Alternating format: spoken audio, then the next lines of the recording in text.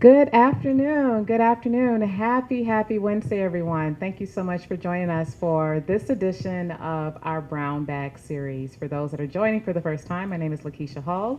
I'm the Planning Director for Prince George's County. And so I hope we have a good set of folks that are interested in this topic. It's one of my favorite topics because I love design and the built environment. We do have a couple people here in person at Largo headquarters. I do want to acknowledge all of our special guests. Thank you so much, incorporated areas and municipalities, for showing up. We really appreciate the feedback that we're getting. We're going to have an all-star team presenting on this topic today. And so we're getting close towards the end of the series, but we'll provide some information for you guys later on in the program. So with that being said, I'm going to turn it over to my team to go over the presentation, so enjoy yourselves. Good afternoon, everyone. I want to run a quick recap from last session. That it was about subdivision regulations. Director Deputy Hunt gave a good presentation, which is also uploaded. We have a link on YouTube that you can watch if you had not the opportunity to attend. Today's sessions will focus on, as the director mentioned, zoning and urban design. We're going to have a little icebreaker to test your knowledge on our zoning and urban design process. We're going to have a discussion on the current zoning ordinance, and we're going to see the urban review process and development standards. Next session, it's on June 9th. It's going to be about planned development zones. And remember that registration closes 1 week before, so on June 2nd, we'll close the registration. Don't forget to sign up. As you know, you can attend in person or virtual. And we have exciting news. We want to announce that we're going to host the second round of Brown Bag series. We're going to have them start in fall this year. We're going to share with you more information soon. We're going to have exciting new topics, exciting, ideally more guest speakers. And with no further ado, I'm going to give the mic to Ho John Garland, Supervisor of the Urban Design Section. Great, thank you so much for inviting me for this session and introducing me to run the session for this particular Brown Bag session called Zoning and Urban Design. Next, this is for agenda. First of all, I just want to introduce myself as Urban Design Supervisor. I had the privilege to actually worked in Fairfax County, Montgomery County, and town of Vienna within the Fairfax, and dealt with many other zoning ordinance, and definitely the Prince George's County zoning ordinance is definitely uniquely situated that we do actually have two zoning ordinances within ourselves. So it makes it very distinctive. So hopefully today, going over some of these helps you to better understand our zoning ordinance. And we're going to have icebreaker, and it's actually comprised of the two parts. So first part is general provision administration. So it's going to go over more of a timeline, decision-making body, responsibilities, type of application, and type of things. Development standard is trying to share more of a purpose and goal. So what kind of purpose and goal we had in mind, so therefore what kind of ordinance is or development standard is generated. So hopefully that helps for comprehensively understand the zoning standard itself. So that is the intent. And at the end, we're going to go over with the Q&A. All right, so a couple of icebreakers. So next, are we in the right slide? Yes, thank you. So what does a TOD stands for? Anybody can raise a hand to explain what do you know about the TOD and what does it stand for? Anybody from the audience or from the virtual? We've got several C's in the chat. Ooh, all right. So it seems like this audience is very well educated to understand the transit-oriented development. That is the what TOD stands for. So that is one of the key concepts in the urban planning, that the development needs to be concentrated on where there's a metro center, metro station, or transit light rail. Any of those will be helping for accessibility and the next to the job. So transit-oriented development is actually very important. Actually, spin of that, while I was working in the park department, trail-oriented development is another on trend, which means that it's not just about transit, but also trail, which gives the people have opportunity to access their job while they're doing workout and such. Those trail-oriented development is actually becoming on a hot topic as well. Time of death.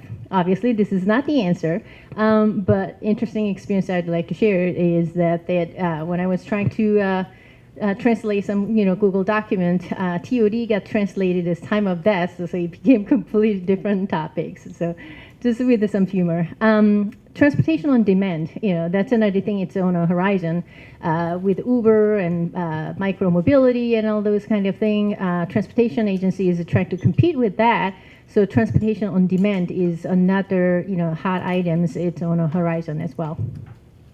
All right, next. List the approval order sequentially. Anyone can guess what should be the order?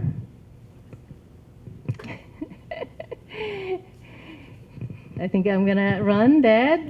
I think everyone's thinking. All right, everyone is thinking. This is a little more, involved the question, right? So you have to put it in order. All right, so first step is zoning. Zoning is the thing that, all right? We have a guess. DCBAE. DCBAE. Ooh, somebody got it exactly right answer. So thank you. Very well educated. Hold a second. Okay, DCB. Oh, okay. So I will actually correct that. Thank you. So zoning. Excuse me. So zoning is the first thing. It actually establishes the regulations and setbacks and bulk standards and height and things like that. So that goes in place first, and then B, as a preliminary plan of subdivision, is the second one you need to go through, establishing the lighting patterns and street layouts and things like that. So that goes into second, and then the third is the detailed site plan. That is building, architecture, and also landscape, lighting, and such. Those things get established in C. And then final plat of subdivision is getting recorded. And then once it's all done, actually that from that stage, it leaves from our agency. It goes to DPI for grading, building, and user and occupancy permit itself. All right, so next topic. If you can advance the slide for next. All right, so what does a site plan not approve? First thing is use, building location, pedestrian walkways, landscape, interior building layout. What is not getting approved from the site plan? We have some E's. We have some E's. Okay, so that's one of the right answer. Choose all that apply. So I'll give the other answer. It's use. This is actually people get confused a lot. That since we are looking at the use itself during the site plan, but it's not getting approved during the site plan. What it is that we assume that use itself, and then looking at all the development standards based on that use itself. But use itself is getting approved during use and occupancy permit. For example, some structure could be built as a single family, but in the end, it could be run as a med spa, which is not a single family use itself. So those things are getting dealt with in the use and occupancy permit. Okay, next.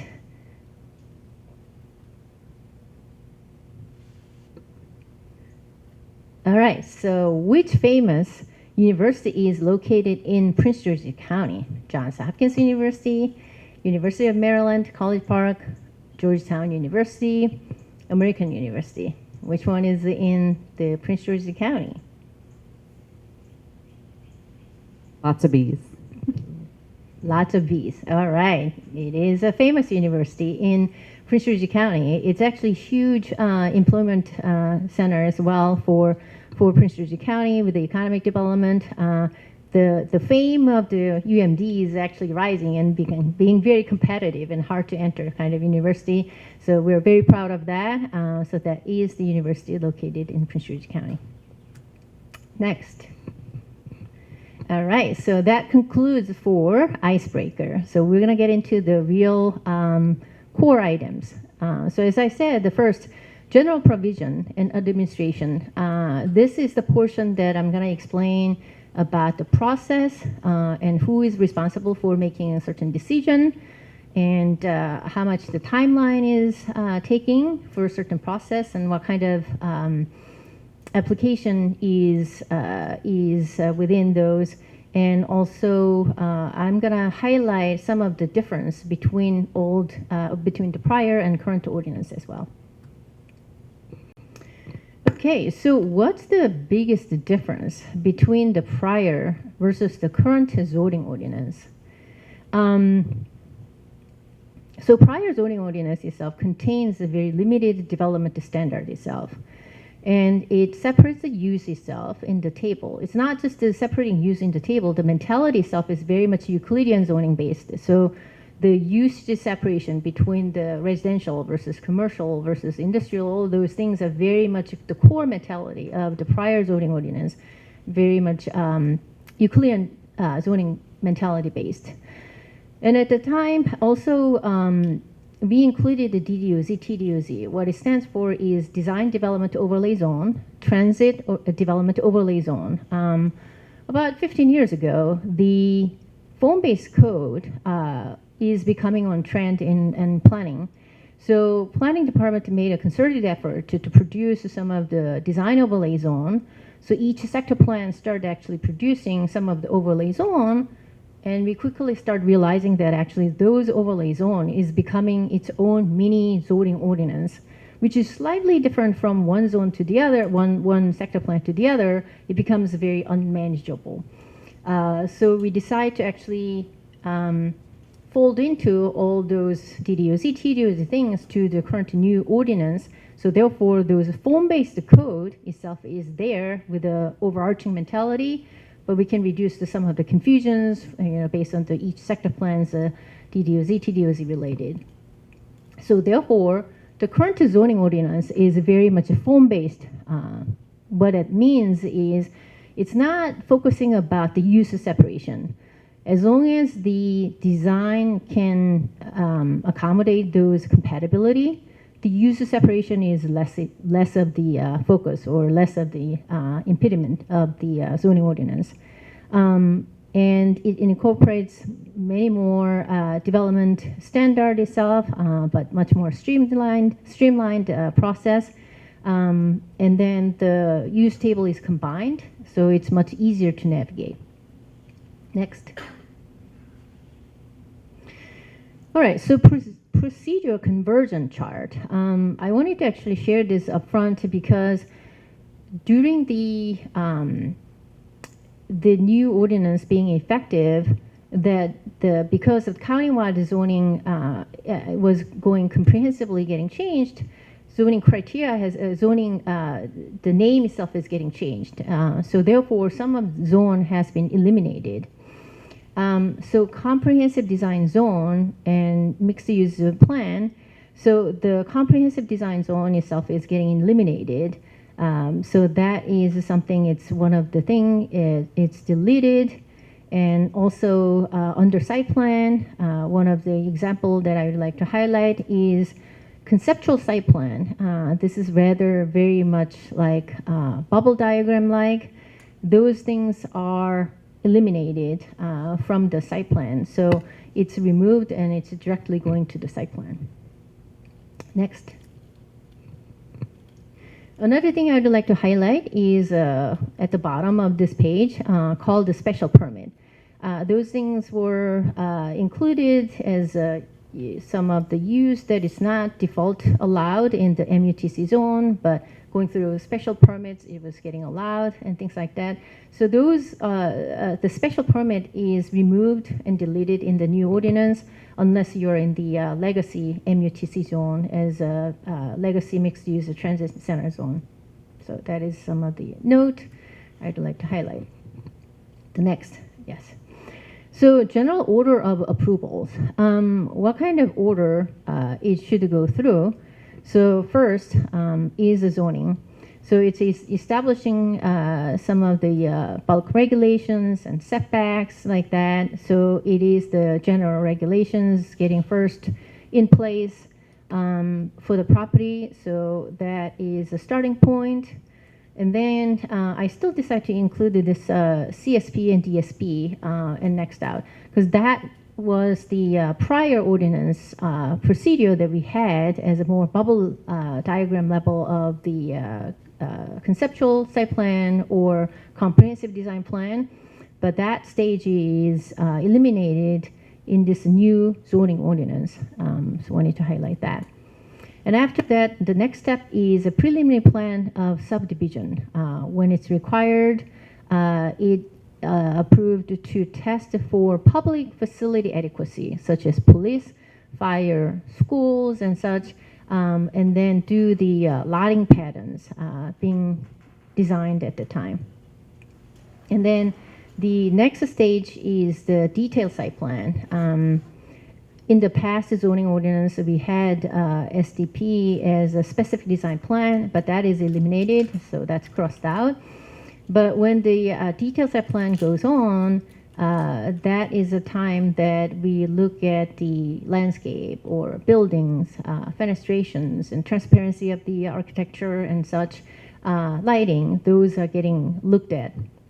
And then final plat, when it's required, a final plat of subdivision is approved and recorded prior to the permitting. This may happen before the detailed site plan if staff determines there's no impact. And the next stage is the permits.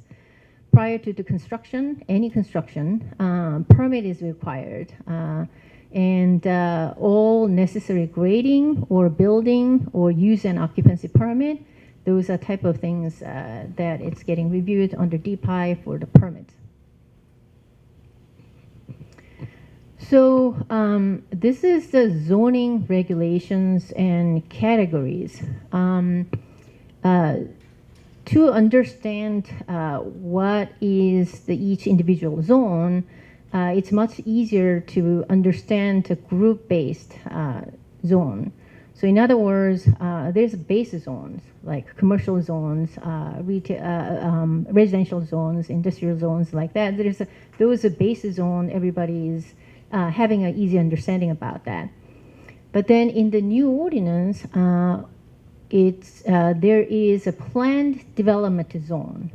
So in a prior ordinance, there was a comprehensive design zone or mixed-use zone. Those were much more innovative, trying to have several different usage being combined, and those are combined and being folded into planned development zone.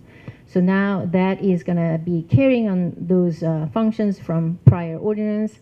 And last but not least is the overlay zones, such as like MIOZ as a military installation overlay zone, or APA as airport policy, air traffic policy area, like APA zone, and Chesapeake Bay critical area overlay zone. So basically what it is it's superimposed on top of the underlying zone.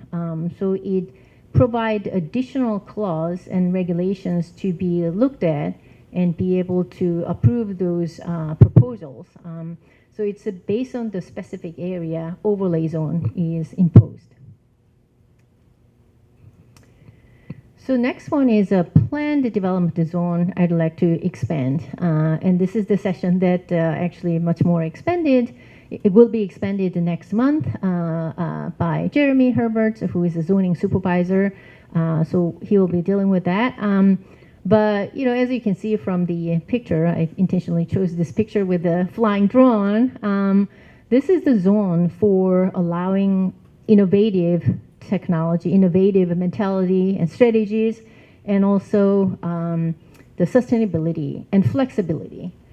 10, 20 years ago, we didn't expect the e-commerce is going to take over our lifestyle and the retail brick and mortar store is rather very diminished these days. It hugely impacts our urban design and urban development itself. And also, autonomous vehicle. You might see in Waymo getting driven around these days with no driver. It was not anticipated, but that started impacting our traffic patterns and things like that. None of them were envisioned, but we need to be able to anticipate those future, what kind of new technology or new lifestyle is going to be actually impacting for urban design and urban planning. So this zone is particularly intended to accommodate those aspects and be able to encourage for more for the higher quality of the development, environmental sensitivities, and energy efficiency and such. So those will be expanded next month. So, all right. Today we're going to be focusing on urban design and urban design review.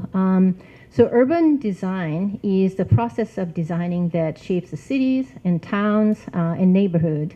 And urban design is a very interdisciplinary discipline. So we engage with many different professionals, such as environmental professionals, or including landscape, or architect, or civil engineers, land use attorneys, and engineers, and things like that. All those discipline expert is engaged for urban design review together. So what next? What is the site plan is getting reviewed for? Obviously, first the starting point is zoning regulations. Zoning regulations is our Bible, and as a starting point, that is the base of the review. And the prior approvals, if certain detailed site plan had a preliminary plan, or special exception had a preliminary plan, or even like zoning map amendment, all those prior approval related condition has to be looked at, and those compliance should be checked. So the prior approval is one of the critical item to be reviewed, and landscape manual is another thing. Landscape manual spells out how do we provide a buffer in between incompatible zone with the landscape vegetations and things like that to reduce noise or any kind of traffic or lighting glare. So landscape manual is getting reviewed. Tree canopy coverage ordinance, it's for sustainability aspects and how much we can actually preserve existing tree canopy coverage itself, if they're impacting it, where and how we can make up with some of the credit as well. Architecture, it's for building massing, building setbacks, building height, fenestrations, particularly for first floors. It's interacting with, it should be interactable with the pedestrian itself. So those building design is getting looked at.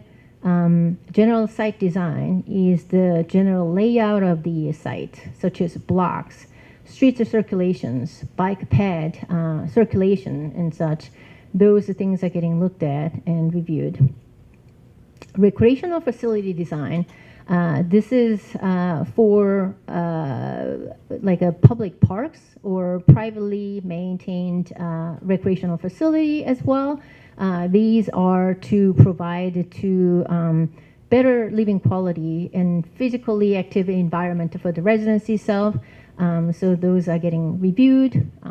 Signage. This is one of the things they were looking at to pay high attention, not to create any kind of visual clutter. So signage is looked at during the site plan. Noise. Any road as arterial or higher classification, the noise report need to be submitted, and that need to be reviewed. Or sometimes if it's within the airport zone, noise is also, in those zones, noise is one of the sensitive items that need to be looked at. Lighting. We want to make sure that any like commercial or industrial areas development, their lighting is not spill over to incompatible zone to like residential and things like that. So therefore, the height of lighting, intensity of the lighting or the full cutoff type of design, those are important.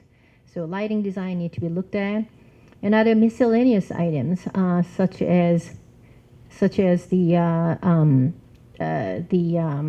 dumpsters and EV charging station and like. Go ahead.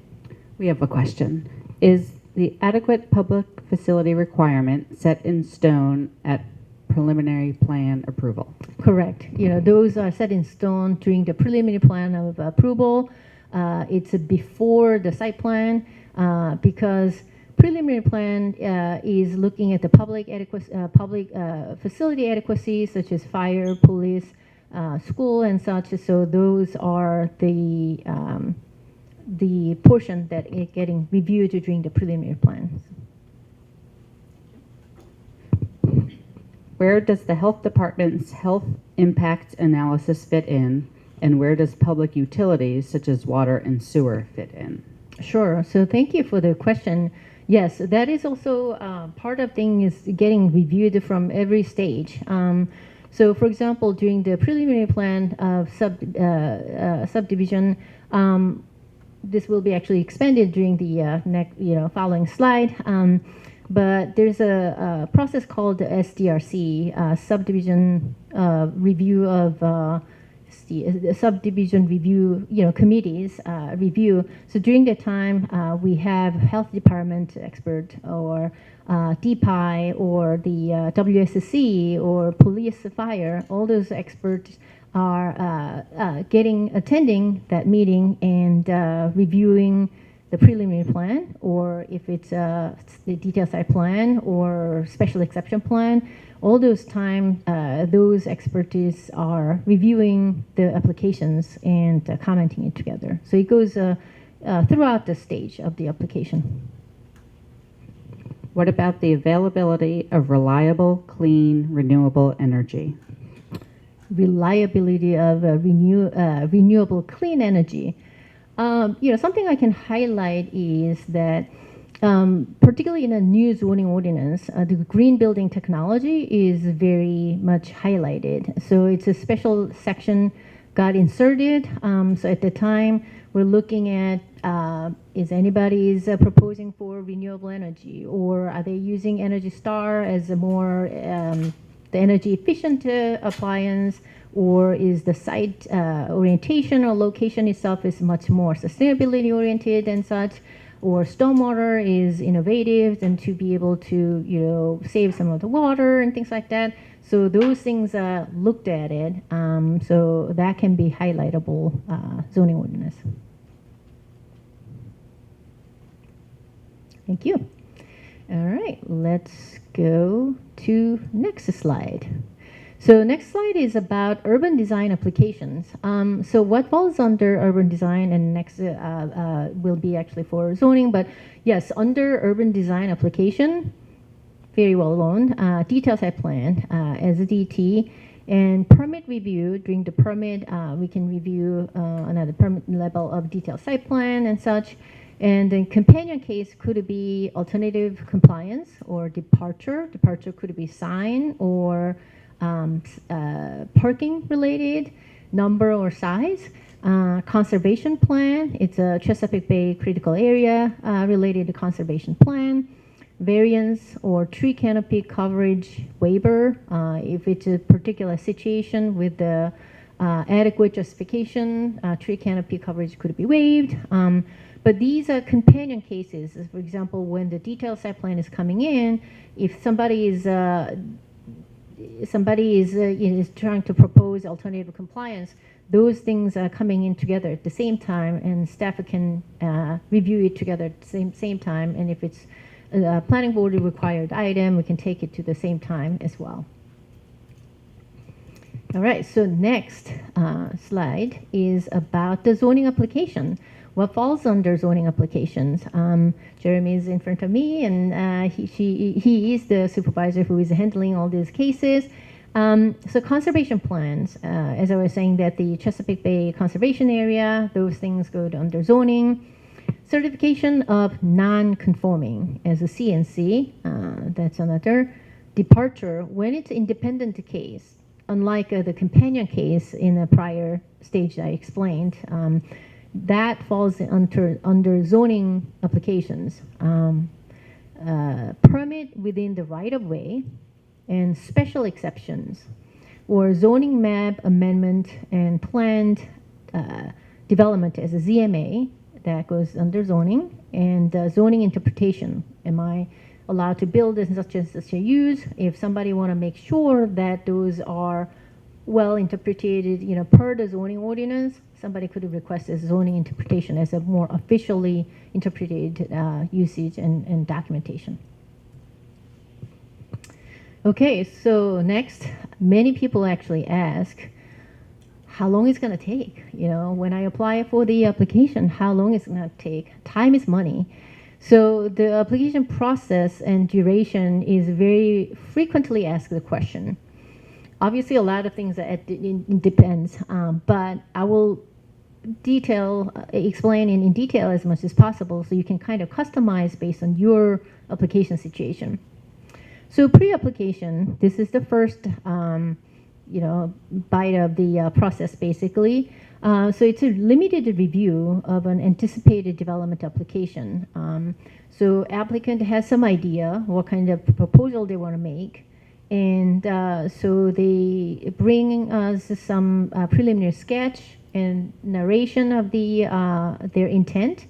So once that's submitted, the pre-application meeting is getting set, and each discipline staff, such as transportation, subdivision, zoning, and urban design staff, is reviewing all those, and then give a first kind of preliminary feedback. And that is not a binding, the comment is not binding, but at least it allows the first kind of reaction to be shared for each parties. The next stage is a pre-acceptance. This is to check the completeness review for the application submittals. Some of the application need NRI, natural resource inventory, or some of the application need geotag report, or the noise report and things like that. We are checking whether those are all submitted, or concept, the approval for the stormwater, all those critical materials to be submitted for allow whether all those aspects has been already pre-checked or thought through. So pre-acceptance is checking the completeness of the submittal material. Each round goes about 2 weeks, and then it could go up to like 3 weeks. So 6 weeks total, it could be spent for pre-acceptance. And then acceptance is the stage, the final submittal of all application materials, and if there's any remaining comment, those gets addressed during the time. And then payment of the fee by applicant.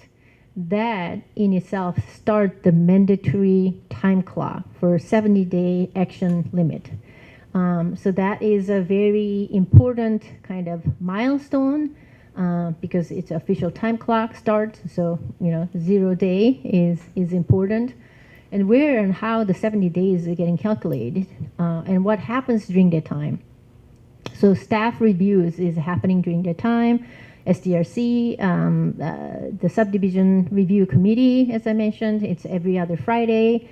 All different disciplines participate, like transportation, community planning, environmental, even external, as a police and fire, WSSC, they attend those meetings and provide their comment. So there's a major known issue. If there is, those things are getting shared and follow up with the applicant as needed to go over some of the comment. And then after those, staff started writing the staff report and further coordinate with the applicant, and the planning board hearing is getting scheduled when it's required. And planning board hearing should happen before 70 days action limit run out. It is very important because if it doesn't happen, the application is deemed to be approved. So being able to meet this deadline is very important, and I'll expand more later. And then after the planning board hearing, what happens? The case is is going through the district council hearing when it's required, and anybody can actually appeal to district council, and also the council can elect to review some of the cases if that's their interest itself. So those could happen, depends on the cases. And then the district council, once they have their oral argument with the public hearing, they could either decide to approve as is, per the planning board, as planning board approved, or approve with the additional condition, or they could remand the case. Means that go back to the review and modify some of the commented item and come back. So one of those three can happen. So that thing, within the 30 days of the those appeal period, once the district council hearing happens, then the actual certification of the plan can happen. Certification of the plan cannot happen before the 30 days run out, because you never know whether that case is going to be remanded or recalled by the district council.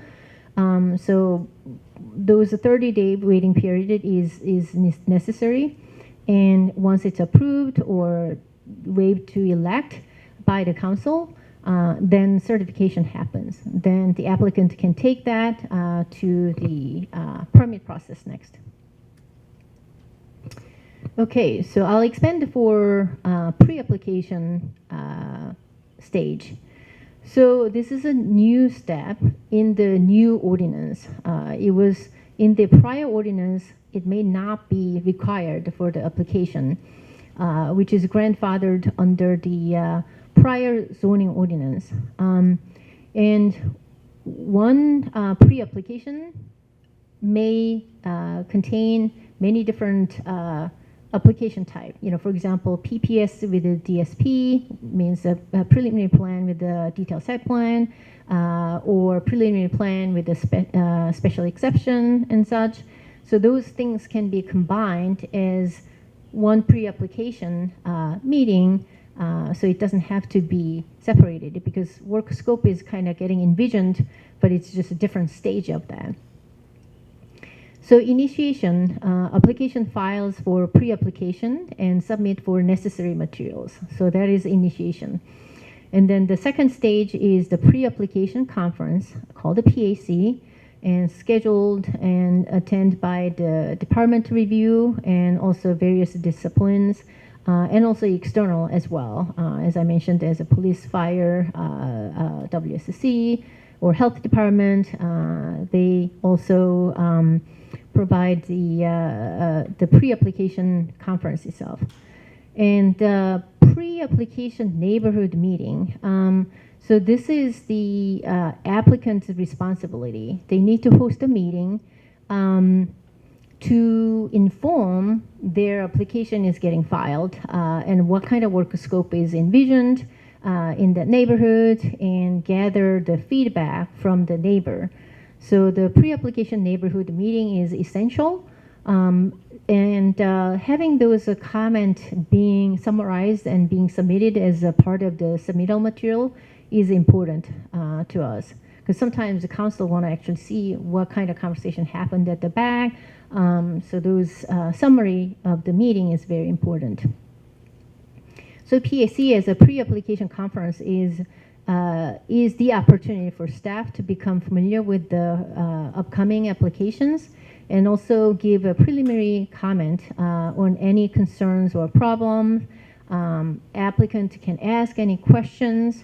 However, as I mentioned, that staff comment is not binding. All right, so when the detailed site plan is required, prior to any issuance of building permit for any development, the detailed site plan is required. But there are several exemptions. Means that if there is no gross floor area increasement, such as if gas station is doing underground tank replacement or above ground tank replacement, but it doesn't involve any gross square footage area, then it's exempt. Or the restoration or reconstruction of non-conforming building or structure, let's say some multifamily building is going through whole window replacement to upgrade their energy efficiency and things like that, those are exempt. That doesn't need to come for site plan.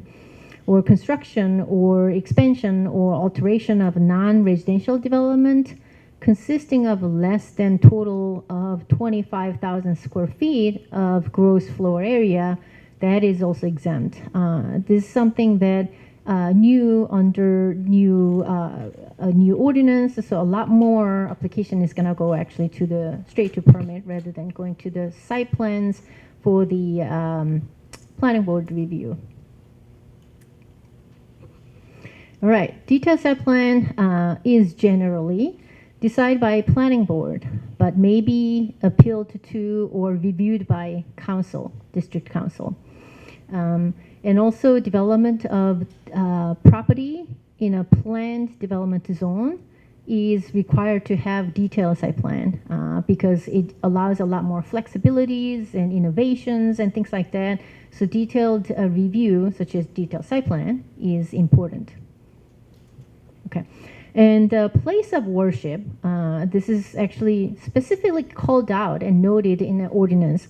Within, between 1 and 2 acre size of the property for the place of worship, it is required to have a detailed site plan review. And then infrastructure only, such as a street or utility or stormwater management facility, though, you know, which might not have any architecture or footprint of the building, but, you know, those still requires detailed site plan. When is tree conservation plan required? Tree conservation plan is required on the preliminary plan, and also it can be, it is required during the detailed site plan as well. There is a case it could be exempt, but then exemption letter is required to be submitted. And does the 25,000 square foot exemption apply in a redevelopment situation? Depends on how redevelopment is getting defined. So yes, so I'm gonna speed up actually because I was just flagged that we have 10 minutes left. So I'm gonna speed up. So we'll follow up with that question. Development responsibility. So let me give a example. So for example, for detailed site plan, and decision is made by planning board, but as I mentioned, that there could be, it could be elected by the district council or it could be appealed by anybody. So it could go to council's review. And also another things, the historic preservation committee can comment about it if the site is within the within or abutting the historic district. Okay, so who review and decision by decision-making body or official. I mentioned the 70-day period is very important, and to calculate that, August is the whole recess, and from December to January 3rd, December 20 to January 3rd is excluded from that calculation as well. And if something is still remaining to make a determination or decision or recommendation by staff, such as when it's required more of examination about the noise or geotech and that kind of thing, applicant to request a waiver of those 70-day action period as their specified time period. All right, minor amendment. Not all the site plan need to go through planning board review. So planning director could approve some of the limited minor scope, such as GFA as a 10% as maximum, or land area expansion as a maximum 10%. Those things could be fit into the minor amendment and be approved by the planning director. Okay, decision made making standard is, as I mentioned, zoning, prior approval, natural resource and tree conservation plan, place of worship between 1 and 2 acres. Those things are getting reviewed and decision standard. So let me speed up a little bit.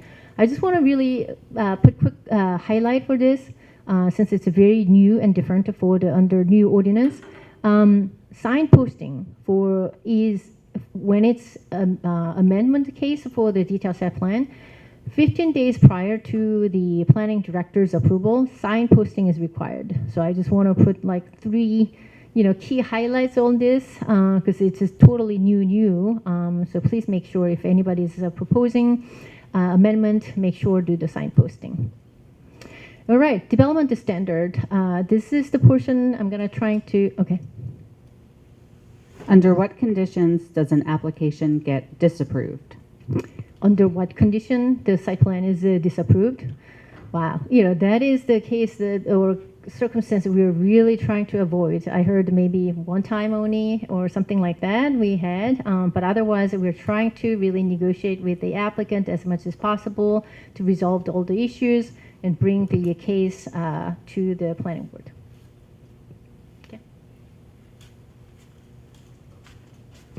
So thank you, Ms. Garland. This was a great presentation. We are going to, we're going to have part 2 of this presentation today. Again, everyone, I'm James Hunt, the Deputy Director here with the Planning Department.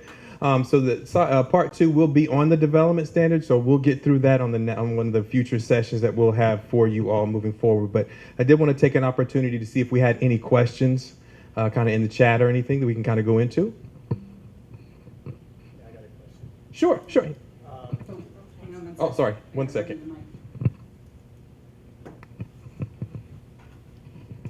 I was wondering if you have an existing development and it was approved under the prior regulation, but you're going under the current regulation, and it creates a non-conforming use.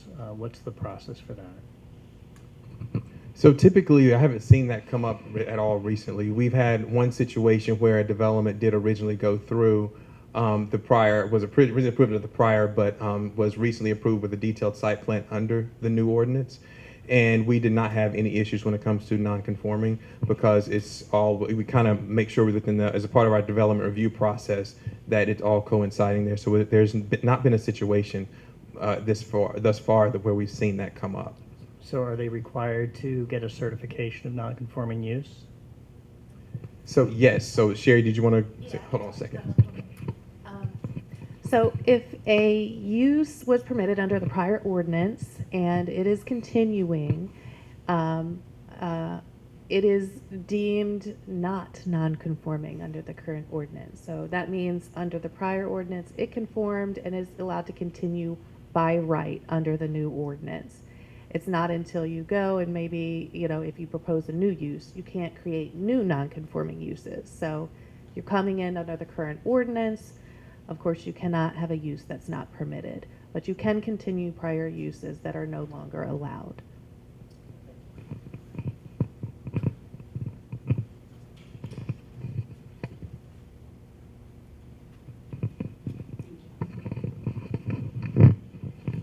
Once you have lots recorded, what other plans need to remain valid prior to permit issuance? And then it says in parentheses, preliminary plan and site plan.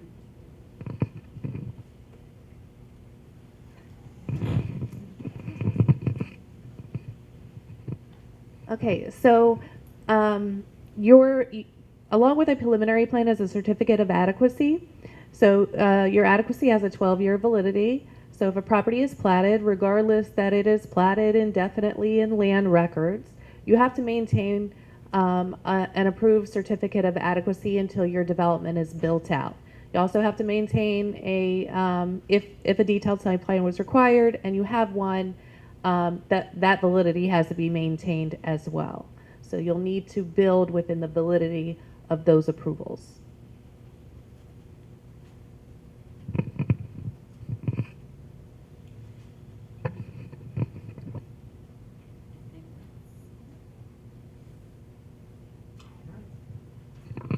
Sounds good. Thank you all. This has been a wonderful session on urban design. So like I said, in the future, we'll get everything set up for the development standards.